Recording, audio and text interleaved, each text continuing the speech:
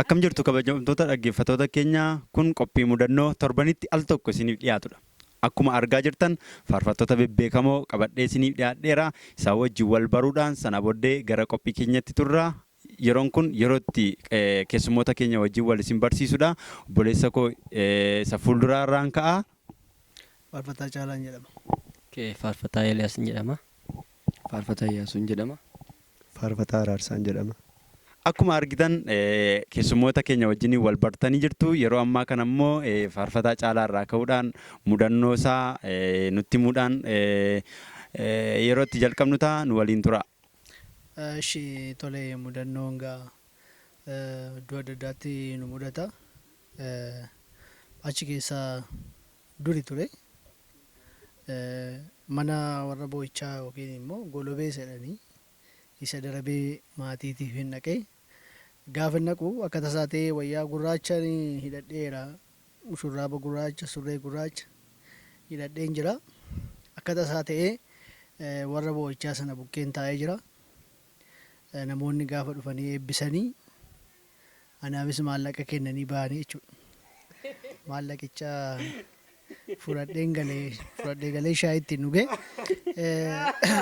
Karaa biraa lafa tajaajilaatti mudannoo nu mudate tokko jira. Innis maanni namicha tokkotu jira reeffamanii tajaajilaan inni tajaajilu waamee kan rakkisti, kan dhiphisti, kan nagaa dhowwiti. Amma maqaa Yesuusiin iyyii bee jennaan jedhetu nan boqodhe nama waaqarra deebi'u laata. Mudannoo ani ijoollummaa kootii kaasee qabu tokko yeroo baay'ee kan na kolfisiisu tokko jira. Innis maali yoo jettani ani baay'ee ijoolleedha. Maayin koo akkas ennaa sana gara magaalaatti hin dhufne. Kurraaziitu boba'aa mana keessa. Maayin koo hojii biraa hojjetti. Ibidda bukkeedha hojii biraa hojjetti. Ani bukkee mataa'eetanii jedha ibiddatti. Ammas mucaan ka'iitii miila kee dhiqadhu rafiinaan jetti. Jedha ammas mucattiin ana ka'ii miila kee dhiqadhu siin jedha mitii wetti. Ammas ani jedhaa dideetanii jedha achuma taa'ee ka'ee rafuu dhiise jennaan. Wanti ittiin anaatti si'a meeqa sitti makaatee miila kee dhiqattee raftu jennaan hin rafne binan jiruun fadhe malee hin jedheen. Tole mudannoon qabu gabaabsee yeroon dubbachuu barbaadu baadiyyaatti dhalanne keessaa gaaf tokko magaalaa Samarii barachuu deemne magaalaa Amboo jedhamu Samarii yookaan barumsa gannaa sana namni jedhu barachuu adeemne ture. Barumsa gannaa sana barachuu adeemnee jecha Amaarinyaa yookaanis afaan Amaariffaa haasa'uusaa hin beeknu hin baranna garuu guyyaa tokko dubbachuudhaaf yaalii gochuu barbaadeen gara suuqiitti hin adeeme yookaanis gara suuqiitti hin imale. Jecha kaardii bitachuu barbaadeen kaardaallee jecha jettu nan beekan ture. Anis kanuma qabadheen gara suuqiitti adeeme. Gaafan suuqii dhaquu inni dhaabatu mucaayyoon dubaraa tokko inni dhaabatti ture. Achumaan anis jecha koo bareechee yookaanis afaanicha sirreeffadheen kaardaallee wayin jedheen. Achi booda baala sinti naan jetti. Ani yeroo ishiin akkas naan jettu waaqas lafti dhuratee nan fudhatu samiitti ol hin ba'u waan hin jedhu wallaale. Ani kan hin beeku kaardaalleedha malee gaaffii sanatti taa'anii dhufu hin beeku. Kaardaallee wayennaan baala sinti naan jetti. Eessalli xaree waaqa koodheetan asir baalaan jedheen. Achi booda ishiin koo kaardinaa keetee fudheen deeme jechuudha. Eshi anis mudannoo na mudateen isinitti hima.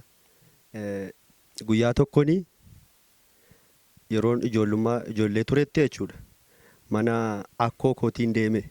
Mana akkoo kootii deemeetan gaafan deemu absiitii wayi bukoosa jedhan absiitii buusaa jirti jechuudha.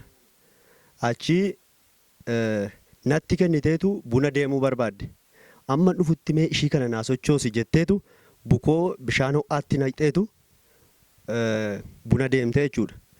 Achi sochoosaan eegadheen bira taa'een inuman sochoosa maammasaadhaan inuman sochoosaa jechuudha. Utuman sochoosuun akkoon koo hin turte baay'ee turte. Achi bukoon sun hin danfe yookiin absiitiin sun jechuudha. Hin danfee asii ol utaale fal jedhee asii ol utaale jechuudha. Achi sana booda waa tokkoon immoo beeka dura. Mooqii yookiis ajaa namni kana nan mooqan ture dura. Na ijoollummaa kootii moognee maatii waliin hin dhugna ture. Achi sana booda akkuma sanatti asii ol utaalee hin danfe bukoon sun jechuudha. Dhufuu diddeen ana eegachi isa kushiinaa amatti gateetan jechuudha. Iddoo ishiin buna dhugdu fiigaa dhaqeetan akkoo immoo abaay'ee jedhanii waamaa jechuudha yeroo baay'ee. Abaay'een jedheen oo maal taate jettee asii ol kaatee nama keessa gaafa ishiin maal taate jettee asii ol kaatu bukoon mooqa ta'eetii koltu. Okay, akkuma kana anis illee bakka tajaajilaa tokkotti mudannoo na mudate mudannoo baay'ee nama kolfiisu tokkoon qaba. Innis sagantaa fayyinaa tokko irrattidha. Nama waaqayyo tokkotti tajaajilaa jira. Ani maayikiin qabaa jechuudha namatti. Akka carraa utuma kadhatuutti jaartiin ijarraa ijji ishii jaamaa ture tokko fayyite. Fayyitee isaan booda nama biraatuma gaafatanii namni fayyu qubaan gaafatanidha. Isaan booda anoo atumti gaafadhume naan jennaan sabatti garagaleetanii immaamma kun meeqaan jedheen zin jette. Isaan booda ammas itti garagaleetan immaamma kun lamadhaa hun jedheen. Kabajamtoota dhaggeeffattoota keenya qophii keenyaan akka bohaartan abdii guddaa qabna.